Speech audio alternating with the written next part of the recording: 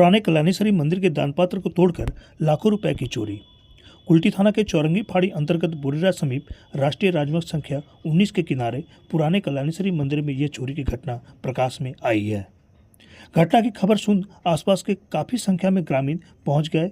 साथ ही चौरंगी फाड़ी पुलिस भी घटनास्थल पहुंच जांच शुरू कर दी है।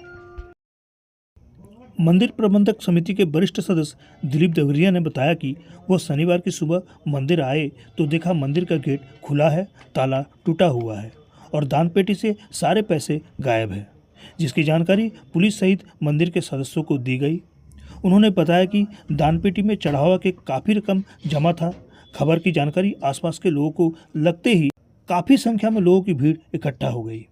चौरंगी पुलिस लोगों को समझाते हुए आश्वासन दिया कि जल्द ही चोरों को पकड़ दिया जाएगा, जहां पुलिस अपनी स्तर से जांच शुरू कर दी है। সকালে আমি মায়ের ভোগের জিনিসপত্র নিয়ে আসছি, এসে হঠাৎ দেখছি যে বলছে এরা মন্দিরে কালকে বাসটা ভেঙে দিয়েছে। তাহলে বাসটা ভাঙলে কি করে? তালা দেওয়া আছে, বলে তালাটা ভেঙেছে।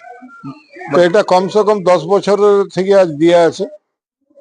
রানীমার ফরেন থেকে লোক এসেছিল, আমার সামনে 20-25 হাজার টাকা দিন ছিল, তখন নেই। তবে যে হোক সে দিচ্ছেই, যাই হোক দানপেটিতে যা আছে ছিল। তো মোটামুটি আমাদের দরকারও পড়ে নাই, অতএব খোলা হয়নি। দরকার পড়লে খোলা হয়, তো দরকার যখন পড়ে নাই এখনো হঠাৎ এইভাবে ভেঙে নিয়ে চলে গেছে। কিছু চাপতলিয়াতেও ইলিগাল লোক, বাইরের লোক এসে এখানে বসবাস করছে। এটা প্রশাসনকে খুব নজর দিবার দরকার।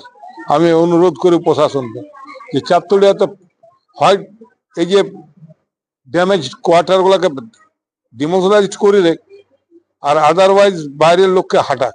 এখানে ভেঙেছে এখানে মন্দিরের ইয়েগুলো সব নিয়ে গেছে।